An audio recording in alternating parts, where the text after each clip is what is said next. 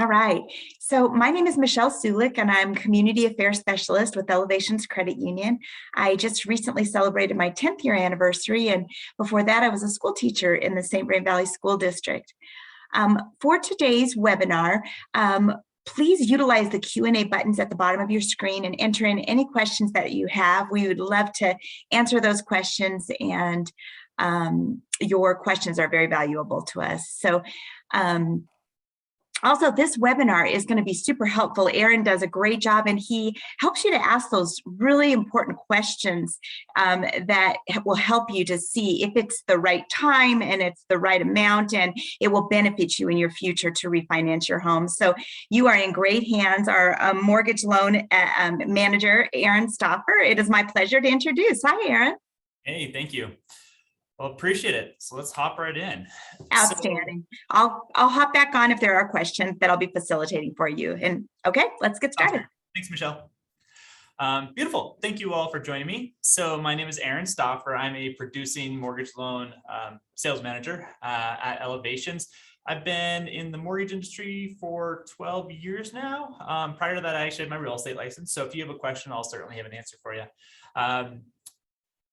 I'll ignore all the stuff that I don't like, which is congratulations, all the kudos and the awards. I'm like the least salesy salesperson you'll ever meet, probably.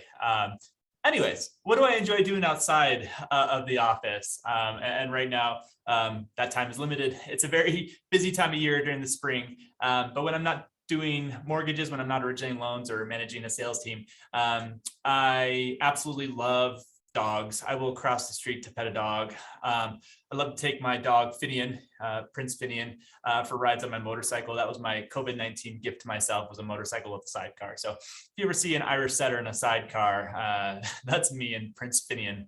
So I love going on motorcycle rides. I love scuba diving, playing soccer. I play soccer every week, yoga when I can find the time. So a little bit about me and what I do outside of the office. What we're going to be talking about today is what is a refinance. Start with the definition. We're going to be talking about the two different types of refinances, what we call rate term refinances, as well as cash out refinances. What to watch out for. So that's where I get to pull up some other lenders' advertisements and show you kind of the fine print that you should keep an eye out for, some of those hidden costs and fees and terms. Then we're actually going to do the analysis. So we're going to hop into the weeds a little bit. It's less about you crunching the numbers on your own. It's more about teaching you how to read the data that I would supply you.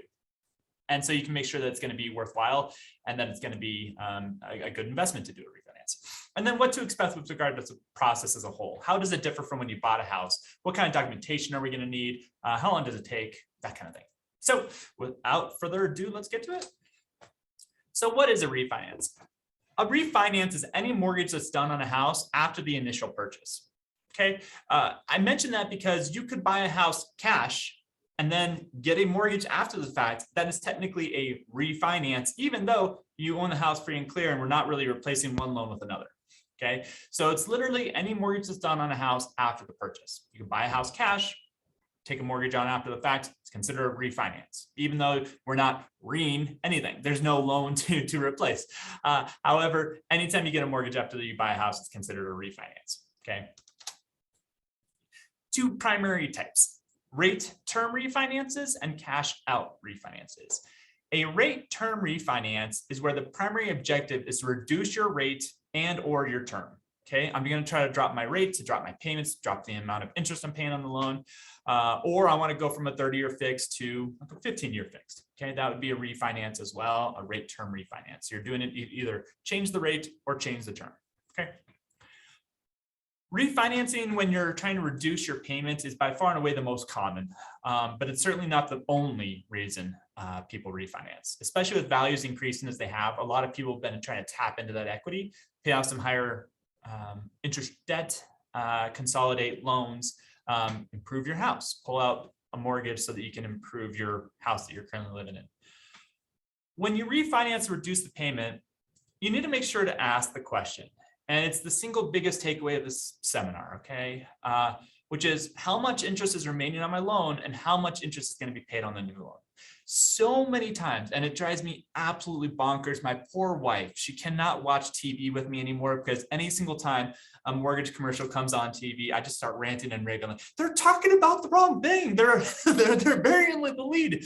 I get it all the time where people are like, should refinance to consolidate all my debts into one payment. I'm like, but you're missing a larger question, which is how much interest do you have remaining and how much interest is going to be paid back on the new loan? You really got to make sure you're asking that question because it is a huge part of the puzzle that nobody ever asks. When you reduce your payment, it could very well just as easily be because you're lengthening the loan, okay? So if you have a 5-year loan and you spread it out to 15 years, of course your payments are going to drop. You're spreading the payments out over 3 times as long, right? But what you really should be asking is how much interest am I going to be paying over the loan? Because the shorter your loan term, the less interest you're going to pay. You really need to be asking that additional question of how much interest is remaining, how much do I have on the new loan as well, okay? If you're asking those questions, you're doing a whole lot more due diligence than most members or most consumers are, okay? So just because your payments drop, that does not in and of itself make it a good deal, okay? The primary concern should be not how much your payments are going to drop, but how much interest am I going to be paying? That's ultimately what matters. If you're shortening your loan term, you're going to be paying a higher payment, but more of that's going to be going towards principal. That's the good part, right? That's the good part of your principal and interest payment. That's a good part of the P&I, right? The principal and interest. The interest is the part that we care about. That's the part that we really want to reduce for you. Okay, so make sure you're asking that question. If you ask only that one question, you're asking more questions than most consumers do. Okay. So with that, as I mentioned, reducing your payment may very well mean lengthening your loan term. Keep an eye on the interest you paid over the life of the loan. For instance, okay, let's use some actual examples. If you borrowed $400,000 at 4.5%, okay, on a 30-year fix, and you had that loan for 10 years, your balance would be $320,357, and you'd have $166,000 in interest remaining. If you refinance that loan, that $320,000 at 3.5%, you're going to have $197,500 in interest because we added 10 years to your loan term. You're already 10 years into a 30-year fix. We just started back from square one. We just started all over again. Okay, resetting your loan term to a brand new 30-year mortgage is actually going to have you paying $31,000 extra in mortgage interest. I dropped your payment, but I dropped your payment for the wrong reason. Okay, yeah, that lower rate is good, but in and of itself, that is not enough, right? I'm still having you pay more interest over the length of your loan by extending it to a brand new 30-year mortgage loan term. So ask that extra question. I promise you it'll pay dividends. Just because your payment dropped does not in and of itself make it a good deal. Okay, you really want to find out how much interest you're going to be paying over the life of the loan. Reducing your loan term will reduce the interest paid, but at the cost of a higher payment. So if you go from like a 30-year to a 15-year, your payment will drop. Okay, sorry. If you go from a 30-year to a 15-year, payment will actually increase, right? You're paying it off in half the time, right? But you're going to be paying less interest over the life of the loan. So here's another example. If you have a $400,000 loan amount, 3.5% on a 30-year mortgage, your principal and interest would be $1,796.18. Interest owed over the remaining life of the loan would be $246,624. Okay. If you take that same mortgage and you dropped it down to a 15-year, your principal and interest would increase. You went from $1,796 to $2,714. However, the important part, right? The interest. We care about the interest. The interest over the life of the loan would drop considerably down to $88,607. Okay. That all of a sudden makes a little bit more sense. I'm reducing my loan term, I'm increasing my payment, but more of my payments going towards principal, less of it's going towards interest. I don't have the loan for as long, and because of that, I'm maybe paying less interest. So while the payment is 51% higher, the interest paid is 64% less. Okay, so ask yourself, is the primary priority to reduce my payments or reduce the interest I pay? Okay. You want to take a look at your mortgage payment. How comfortable is it? Do we have room to increase that? Is that going to cause us to lose sleep at night? Okay. If it's not, it's going to cause you to lose sleep at night. Then reducing your loan term so that you're paying less interest may make ample sense. Okay. As I mentioned, ask yourself, is the main priority to reduce the interest or reduce the payment? Okay. The downside to the 15 years, you're going to lose flexibility. You don't have the option of making less payments than what you're required to make. Okay. You can't pay less. You can always pay more, but you can't pay less. So what if somebody loses their job? Would you still be able to comfortably make that 15-year payment? Okay. If the answer is no, probably not meant for you. Okay. If you can survive on one household income and you can still make those payments, then all of a sudden maybe it's something worth considering. But you really want to ask yourself kind of worst case scenarios, hope for the best, plan for the worst. If somebody were to lose their job or medical expenses came up or kids go up to college, would we still be able to afford to make that 15-year payment? One of the worst days in my profession is when I have to refinance somebody from a 15-year into a 30-year because the payments are too high. So make sure you're doing your due diligence. Make sure you're asking yourself those questions. If you can comfortably make the payment, 15-year might be perfect for you. If you can't, if it's going to cause anxiety or stress, I have failed. That means I did not do my job correctly. It is not meant for you. Okay. Stick with the longer term loan. Losing sleep over a mortgage payment is a terrible way to live. One other potential option is to do the longer term loan, but pay extra towards principal. Like I said, you can always pay extra. You just can't pay less. Okay. So if you were to take the 30-year loan and pay extra principal towards the loan as though you were doing a 15-year payment, if you took that $918 difference between these two payments, okay, and you applied it towards principal, you'd pay off the loan in 16 years, so a little bit longer than the 15-year term, and you'd pay $123,577 in interest. So not quite the $88,000 that you would have spent. However, it's a whole heck of a lot better than the $246,000 you would have spent. Okay, so you can do a 30-year fixed mortgage, set up recurring automatic payments towards principal, and then if something were to happen, you could scale back. Hey, kids are going off to college. I no longer have that extra $918 to contribute towards my mortgage. I'm just going to stop that recurring automatic payment. Great, perfect. That was the whole point of doing a 30-year. Getting a 30-year, paying extra is it gives you the flexibility of being able to pay less if you needed to, less than the 15-year payment you were basically scheduled to make. Okay. So you pay off the loan 16 years, you pay $123,000 in interest. While you pay $181 extra per month in interest, you gain the flexibility associated with being able to stop that recurring automatic payment if you wanted to. Now, in my experience, there's two types of people. There's the spenders and there's the savers. I've had conversations with members before where I'm like, yeah, you could do the 30-year and you could just contribute extra towards principal. And they're like, I do not trust myself with that money. If I have that money, I am going to spend it on vacations and nice dinners. I'm going to buy a ski-doo. I'm going to go jet skiing. So if you're a natural spender, okay, maybe you don't have the option of doing a 30-year and contributing extra towards principal. That money might disappear before you even get there. If you're a natural saver, I really, really, really, really like that option. Okay. So you also have to kind of take a little bit of a look inside and ask yourself, are you a saver or a spender? In my family, there's one of each. So ask yourself if that's right for you. Ask yourselves if you're going to be disciplined enough to do that automatic payment. Definitely getting a little introspective here. But make sure you're asking yourself those questions. Make sure you're doing your due diligence. Okay. So that's a rate term refinance. Looking to reduce my rates. Hopefully looking to reduce the term, that might be a good option. Maybe doing a longer term, paying extra towards principal, but the goal is with a rate term refinance to pay less interest. That's really what the primary goal is, okay? Now, everything I've kind of covered up to this point is all about the financially savvy decision, okay? There's also the emotional decision, right? Which is, I don't care if I pay more in interest.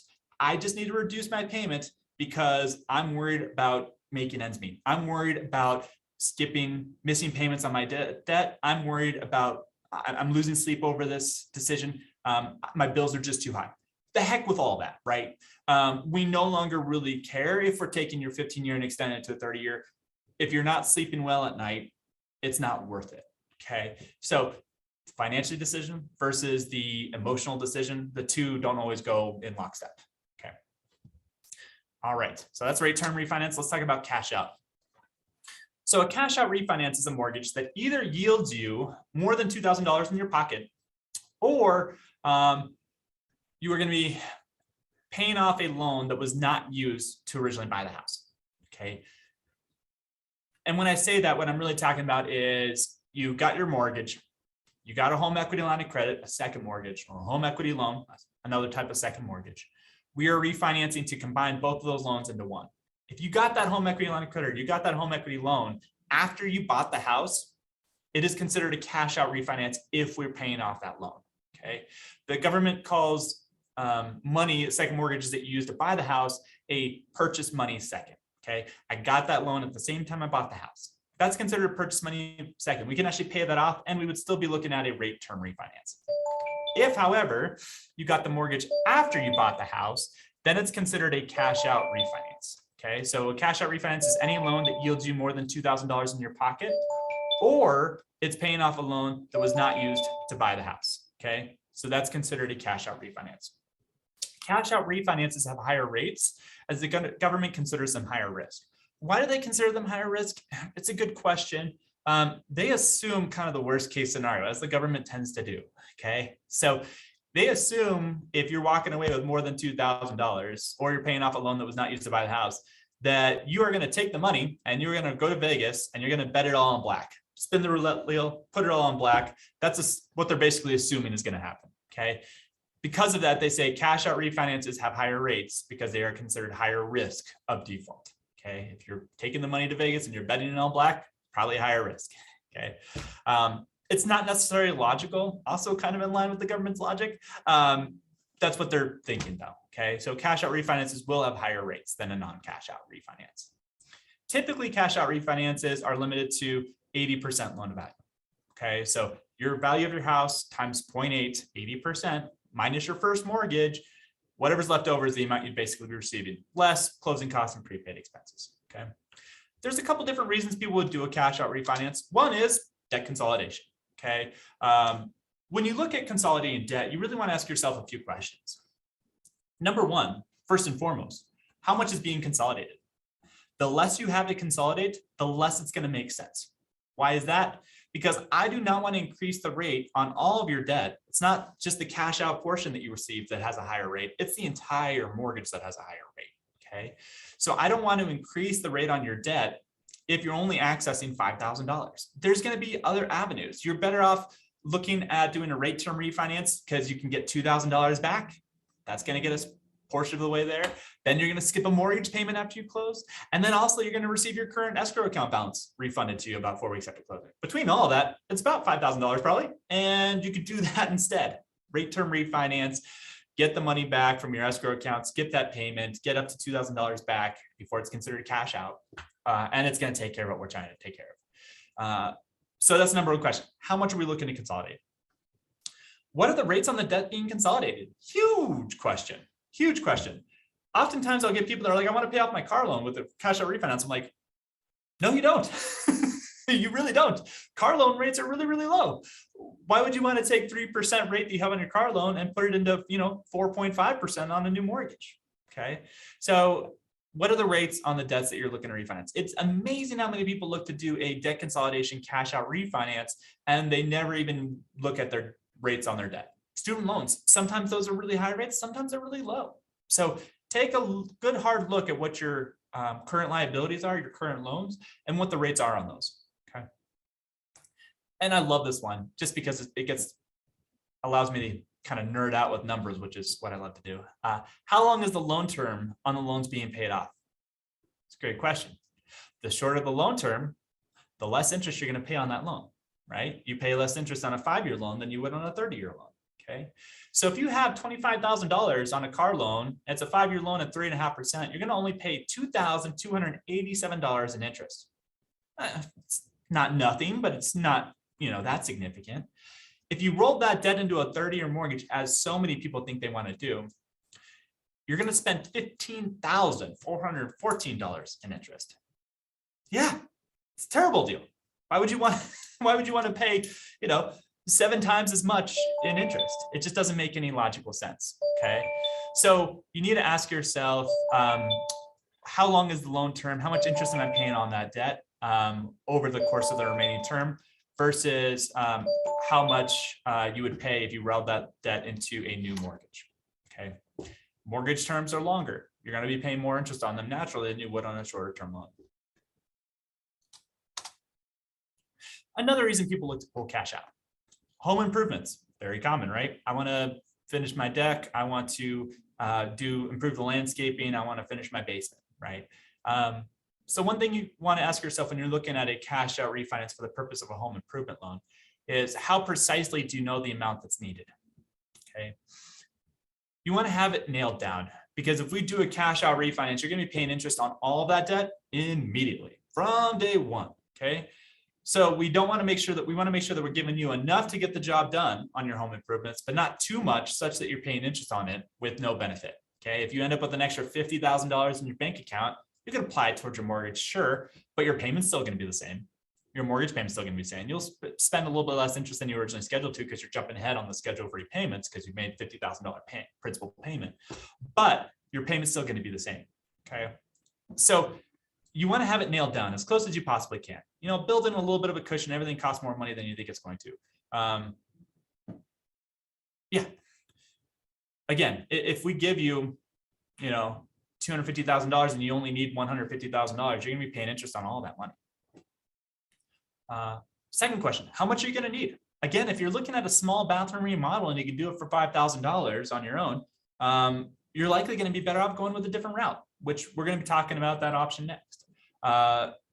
If you need a lot of money, all of a sudden it makes more sense to put it into a first mortgage. Okay. Is there any other financing options available? If you're not going to need the money long-term, or if you have the ability to pay down the loan with aggression, you may want to look at a second mortgage. Perfect segue into it, Aaron, because we're going to be talking about second mortgages. Okay.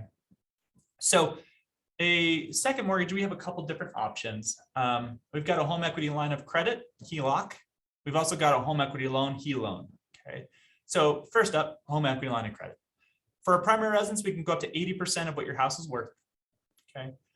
It may or may not require an appraisal. It depends. Okay. We're going to pull up our value system, our value check system, to find out what the value is of your house and how confident our system is in that value. Okay. If we have a high confidence rating, we can get by without an appraisal typically. Payments on a home equity line of credit are variable rate and they are interest only. Okay, so if you just make the mandatory minimum payment, you are not making any progress on the principal. You are not actually paying down the loan. You are just covering the cost of it. Okay, so keep that in mind. HELOCs are revolving. Okay, you can borrow money and pay it back, borrow money and pay it back, borrow money and pay it back. So it's really, really good if you have multiple different projects you're working on. And if you have the ability to pay off that loan with aggression. The variable rate right now is a little bit of a concern to me. You all saw that the Fed increased the Fed funds rate a week ago yesterday, okay, by 0.25%. They came out that same day and said, we want to do 7 rate hikes this year. And so that variable rate is going to increase on you, and it's going to increase on you rather quickly, okay? Last few years, variable rate was good. Your rate might have dropped, or at the very least it stayed the same. As of Wednesday last week, it's no longer the case. Your variable rate payments are going to be increasing, okay? So the other question you should ask yourself with the HELOC is, how quickly can I pay this thing off? Is my income structured for bonuses or commissions? Do we make a lot more money than we spend each month so we can just pay it off with aggression? If you have the ability to pay off your line of credit, your home equity line of credit with aggression, I do not mind them. If it's the type of loan that's going to take you several years to pay off, we probably should be looking at the second type of second mortgage, which we're going to be talking about in a few minutes here. Fees are minimal. Okay, home equity line of credit, if we need to do an appraisal, you're going to be out of pocket a few $100s. Elevations will cover the first $500 in costs, so long as you don't close the account within the first 2 years. After that, you're going to have to repay us that. Sorry, if you close it within the first 2 years, you're going to have to reimburse us the $500. So typical closing costs on a refinance, a couple $100 for title fees, and then the appraisal can be $500 to $600. Okay, so, and again, elevations will cover the first $500 for you, so long as you don't close it within the first 2 years. They can be done very quickly. If we have what we call a green MRA, which means the value check system gives us a high confidence rating, we can close those within a couple of weeks typically. So they can be done very, very quickly. Interest rates, assuming a 740 plus credit score and an 80% loan to value, would be 3.99. So the rates are pretty low. Then the hierarchy of interest rates, it typically goes car loans, first mortgages, second mortgages. And then there's a rather large gap when you get to all the unsecured debt. Unsecured debt meaning it's not tied to an asset like a mortgage is. Okay, so your student loans, your credit cards, your personal loans, all of those are unsecured debt. The secured debt, mortgages and car loans, are going to have lower rates. Okay, So the rates are very good. The 3.99 though, I mean, that's going to be increasing. If the Fed does hike rates 7 times this year, it wouldn't surprise me at all if that rate increases a couple % over the next year or two. Okay, so keep an eye on that. How quickly do you have the ability to pay it off? The one advantage of them is they give you flexibility.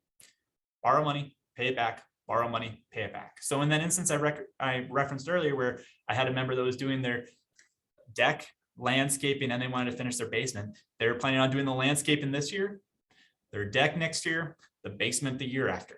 Well, great, a home equity line of credit is perfect for that because they can borrow money for the deck, pay it off. Borrow money for the landscaping, pay it off. Borrow money for the for the basement, pay it off. It gives you the flexibility that you only pay interest on what you owe, just like a credit card. Okay, so it's a great option if you need the flexibility. It's a great option if you have the ability to pay it off with aggression. If you do not, we should be looking at a home equity loan. Okay. The advantage of a home equity loan is it has a fixed rate. It also has a fixed payment. It's a 20-year fully amortizing payment. So instead of making interest-only payments like your home equity line of credit, it's got a fixed rate and a fixed payment. And at the end of the loan term, 20-year loan term, you will have paid it off in full. So if you are worried about rates increasing, as we all should be right now, a home equity loan might be best for you. If you don't have the means to pay it off with aggression, home equity loan, a lot less risk. Okay, it does come with a higher rate.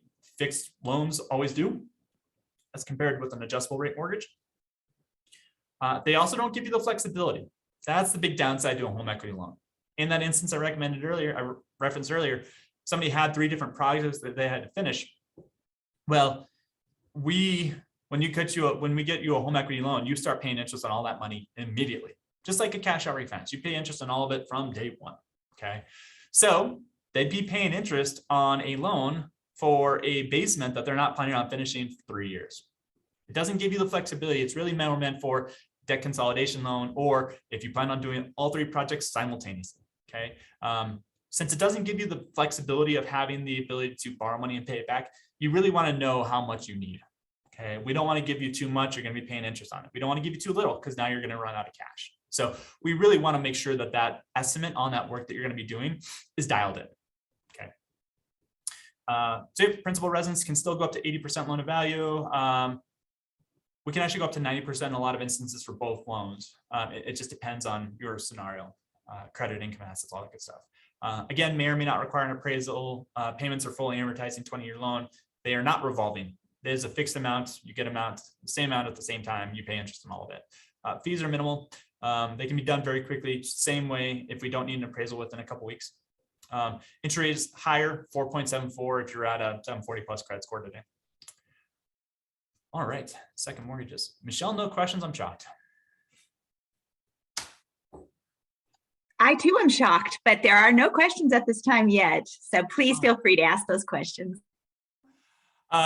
All right, so what do you need to watch out for? This is my favorite part because I get to pick on other lenders. So I had to hunt and peck and search online for different examples that kind of had the fine print that I was looking for. And again, my poor wife, she just cannot watch TV with me. I'll be shouting at the radio in the morning because I hear something. I'm like, wait for it. Oh, there's all the fine print. Yep, there it is at the end.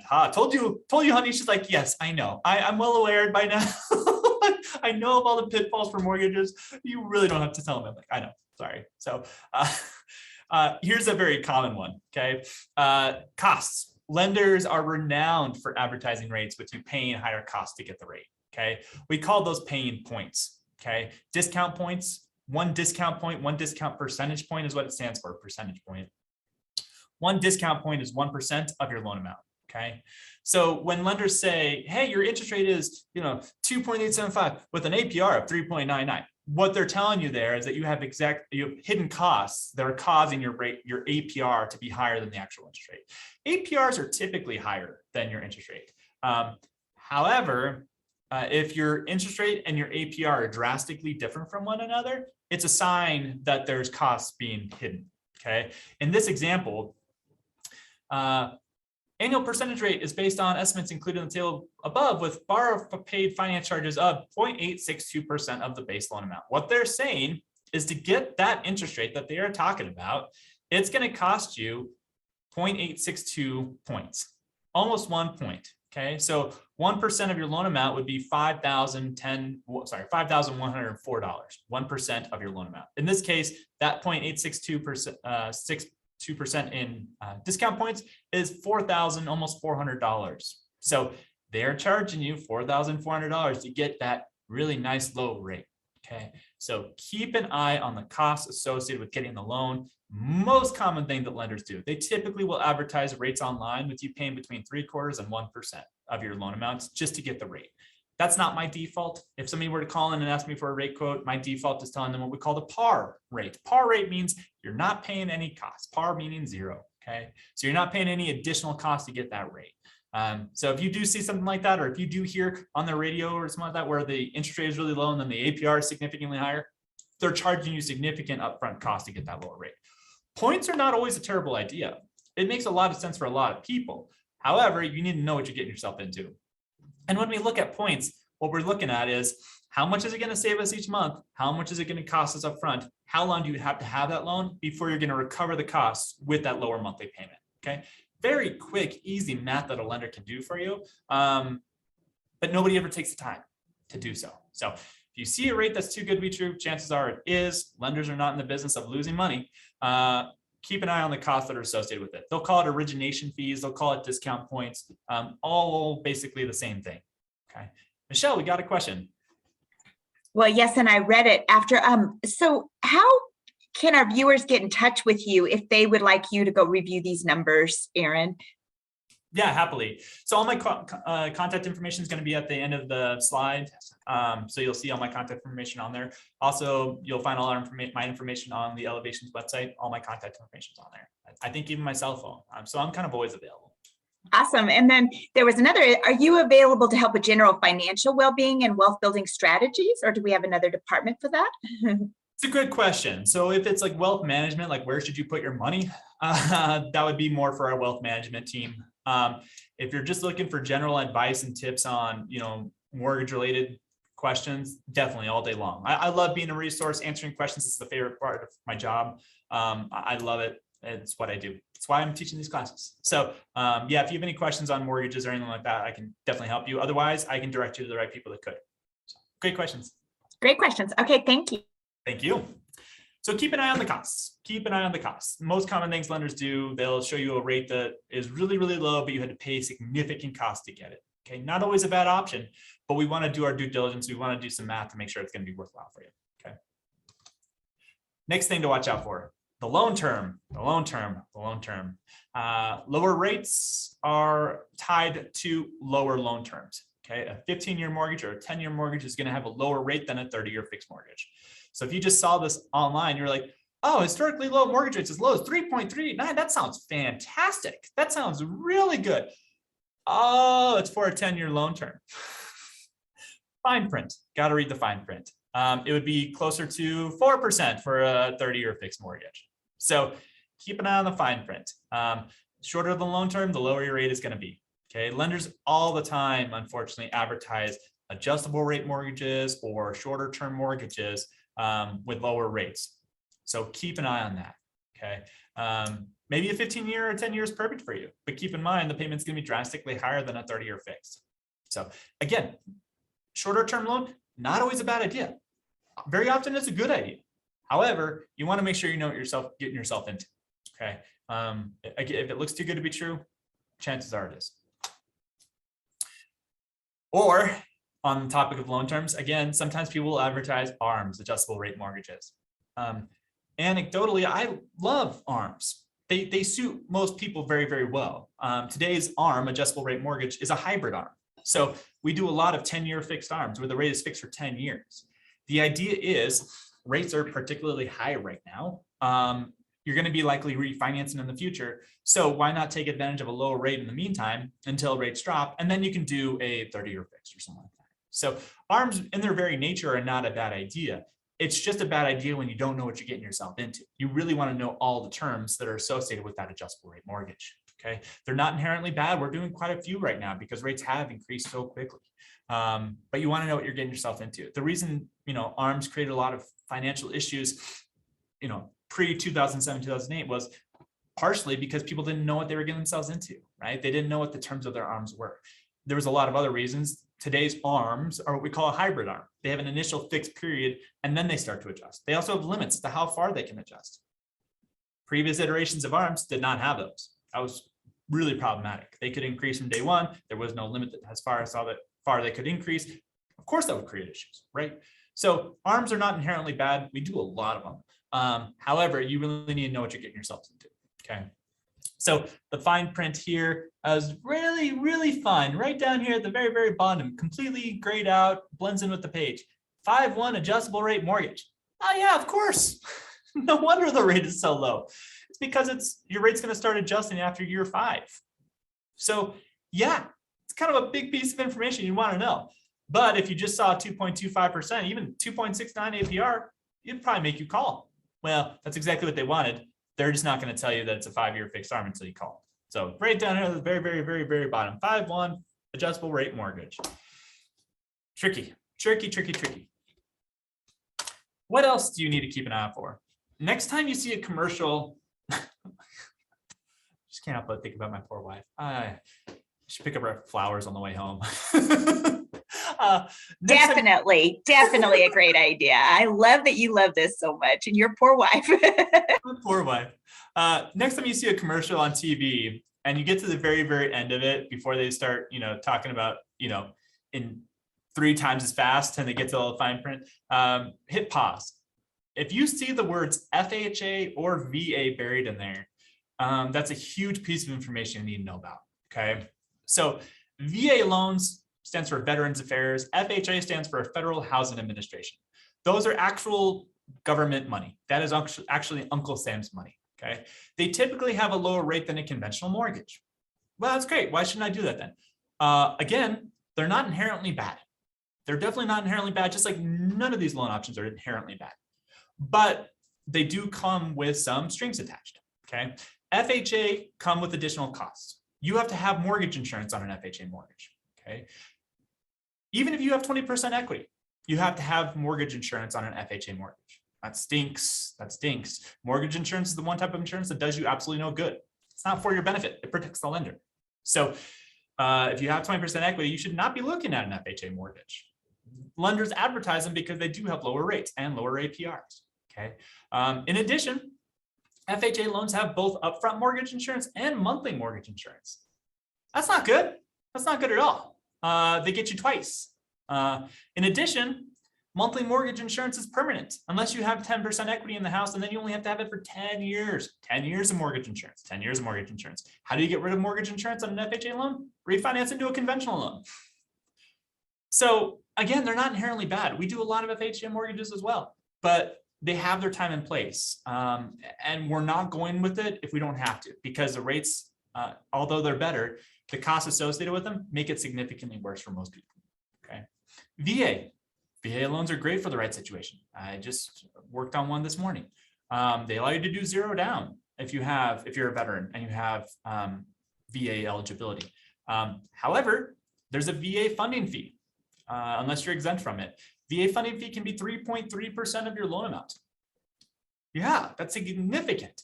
$300,000 mortgage, $10,000 in upfront mortgage insurance or VA funding fee potentially. So it's a huge cost. It's something you need to know about, right? Again, not necessarily a bad loan. We love these loans. However, they have their time and place, and their time and place is not generally on a TV commercial, okay? Lenders just advertise it because it does have a better rate and you're more likely to call it. Keep an eye out for that as well. All right, time to get into the numbers, okay? So in this scenario, and I ran a couple different ones that we'll go through.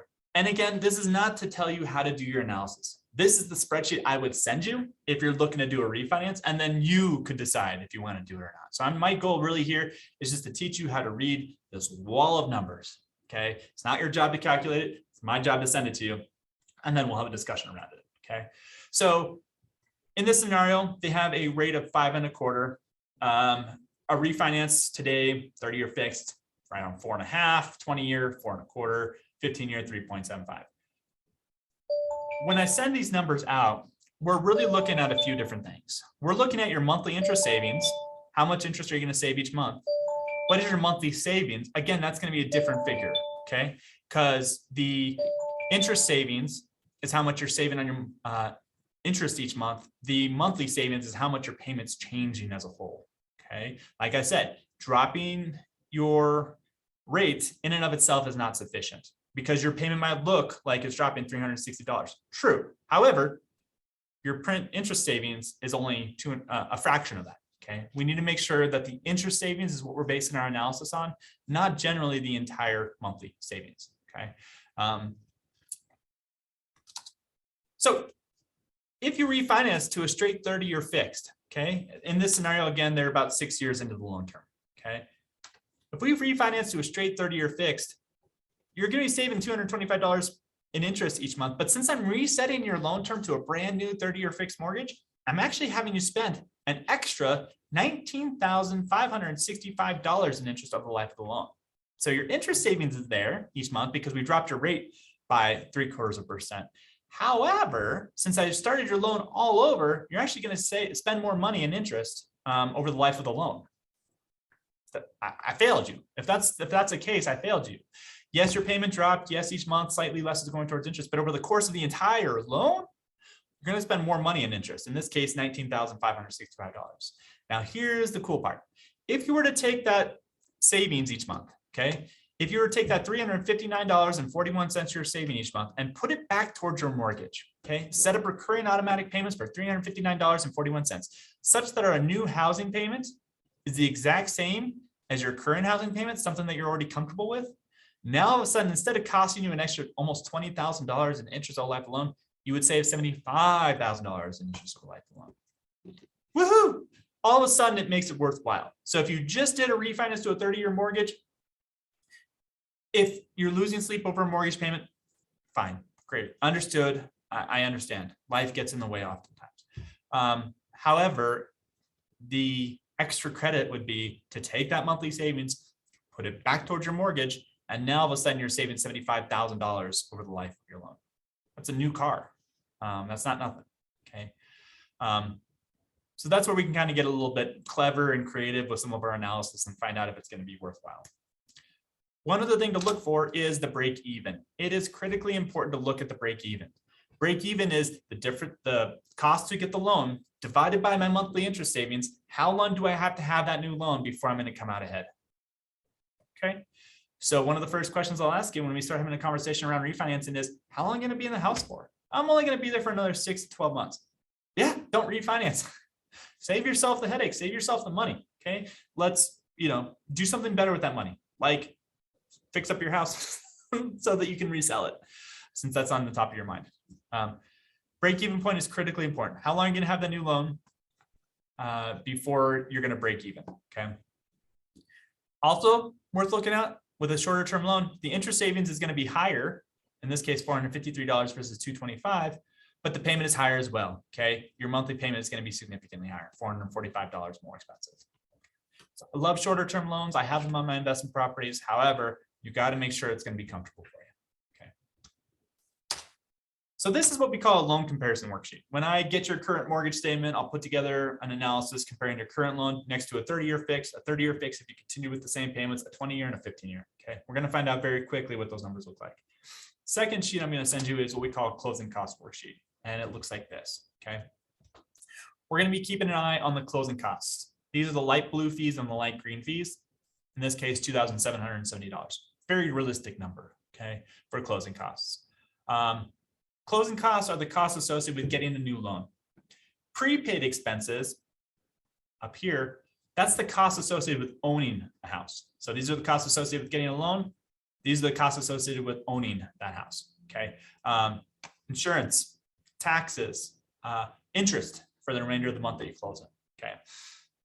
So when you close on a refinance, we're going to create a brand new escrow account typically, unless you decide to waive escrows. A brand new escrow account on that loan. We have to budget for the next year's taxes, the next year's insurance. We're going to set money aside into an escrow account to pay that bill. After closing, you will receive a check back for your current escrow account. That refund comes about 4 weeks after closing. Okay. Usually the new loan amount is higher than your current loan amount. most people do not budget for a refinance, right? Most people don't set it aside, hey, honey, goals for 2022, we should refinance. It's not typically something people think about ahead of time. It's rates drop, there's an opportunity, let's see if we can take advantage of it, right? So we usually do the new loan for higher than what your current loan is, okay? Because most people don't budget for a refinance. Most people don't want to bring that money out of their pocket for closing. Certainly you can.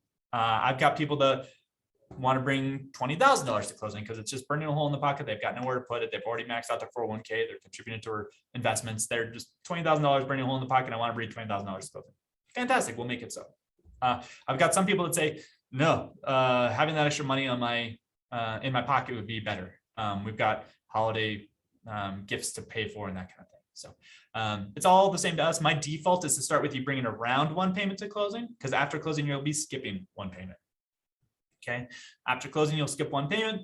4 weeks after closing, you'll receive your escrow account back. My default is to start with you bringing about one payment to closing, but that's entirely your preference. I've had plenty of people do it all different ways.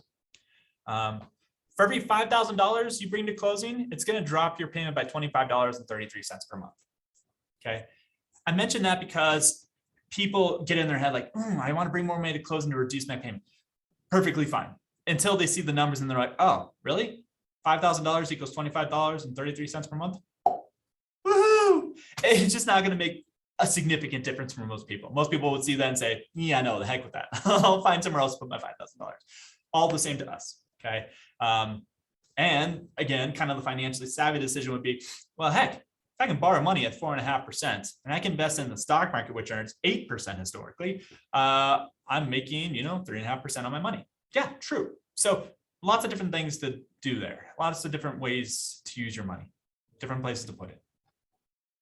All right. So the second scenario is this one. Same exact scenario, except one big difference. The loan amount is considerably less. Okay. Why does that matter? The less you owe, the less you save. Okay. In this case, monthly savings, we did the same rate, 5.25 down to 4.5. But in this case, the monthly savings is $167. The interest savings is only $103. Since closing costs on a refinance are pretty static, closing costs are almost identical with regards to your loan amount. It's going to take you quite a bit longer to break even. The last scenario was 1.03 years, I believe. This one is 2.23.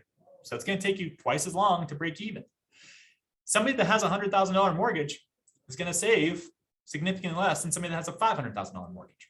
And since the closing costs are the same, it's going to take a lot longer to break even.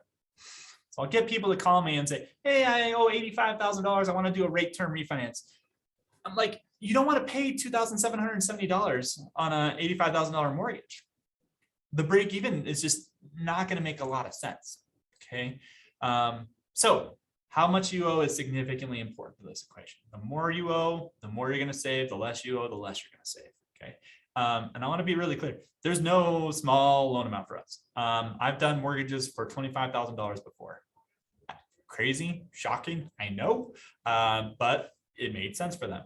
Okay. So there is no loan amount too small. We do not charge higher rates on lower loan amounts like a lot of lenders do, but it's my job to keep an eye out for you and making sure that you're going to be recovering your closing costs in a period of time that makes sense. Is definitely some of the analysis we're going to do. So in this case, the costs are the exact same size. So you want to keep an eye on the closing costs, especially if you owe less. The APR. So let's talk about the difference between interest rate and APR. Interest rate is the rate that your payments are actually based on. In this case, 4.5%. Okay.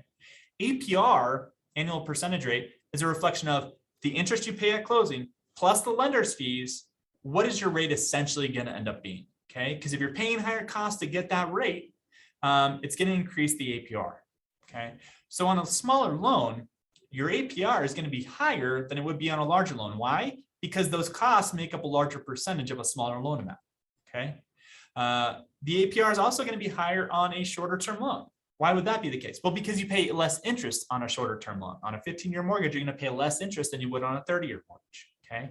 So the APR is going to be higher on a 15-year than it would be on a 30-year. Okay. So keep an eye on that. We want to make sure that we're doing right by you, that we're doing the right thing. So what should you expect? Refinances take a little bit longer than purchases. Why? brutal, honest reason is because purchases take priority. If you have a purchase, you have movers, you have somebody that's potentially going to be homeless if we don't close on time. So purchases are prioritized over refinances. I say around 35 days. That's probably on the long end right now. We're turning most of those a little bit quicker. I just got a refinance approved in 2.5 weeks from beginning to end. So it's pretty quick still, but it is going to take a little bit longer. Also, honestly, people are a little bit more patient with refinances. When I talk to members, they're like, yeah, no, we need to get our house in order so we can get the rate locked in, but give us 2 weeks to get the house cleaned up. We don't want the appraiser coming through right now. Okay, sure. Yeah, no, we can delay a couple weeks. With a purchase, that house is already show ready, right? So some of the delay sometimes has to do with members. And then also we have members that are just like, it's a refinance. It's not a big deal. We're just not as much of a rush. When you're in a purchase, we have deadlines. We have appraisal deadlines and loan termination deadlines and closing deadlines. So there's actually a contract that is driving things forward. On a refinance, people tend to be a little bit more patient in general, but still done rather quickly. Process is easier than when you purchased. We don't have to get every single bank account and every single retirement account. Sometimes we're removing income from the equation because we have too much. Getting approved for a loan is kind of like going to the doctor and getting prescribed medicine. Whatever that lowest effective dose is what we're going with. So if we don't need a bunch of extra income and a bunch of extra assets, we're simply taking it out of the equation. We don't need it. We don't need it to get your loan approved. It's perfectly fine. We're replacing one loan with another instead of qualifying you for a brand new one. Okay, so they tend to be easier to qualify for. You're going to be supplying similar documents though.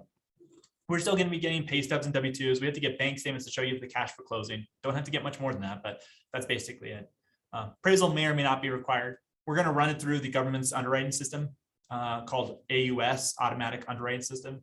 The government system is going to tell us whether or not the value as we have it in the system is sufficient to qualify for what you're trying to qualify for.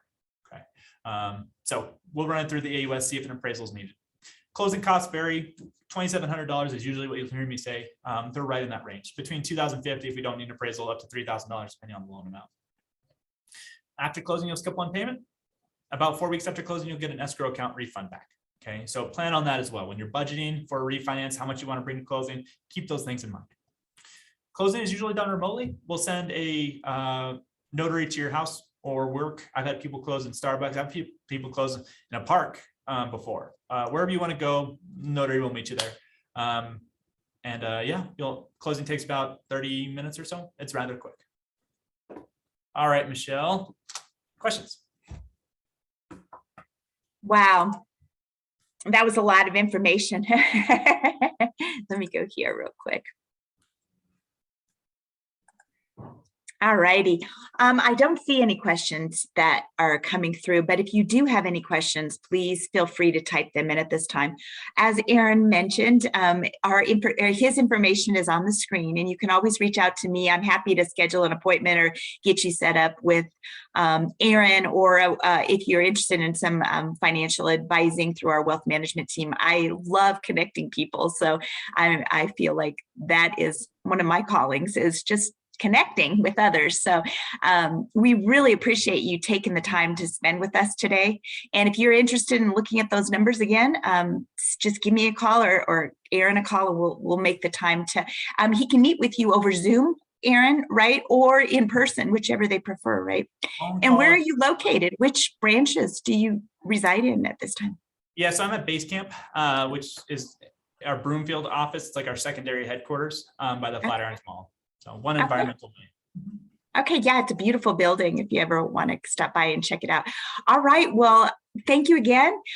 We hope we've provided some answers, and I'm always amazed, Aaron, at those numbers. Sometimes it's like refinancing an auto loan for 30 years, and it's how it jumps up to 15,000 in interest, and so many of those things that you just look at the monthly payment, and it's so much bigger than that. So I learned a lot today, and I hope you all did as well. Well, have a great afternoon and get out and enjoy that sunshine. It's 70 degrees today, and I'm so excited. All right, thanks, Aaron. You have a great day. Appreciate it. Bye, everyone.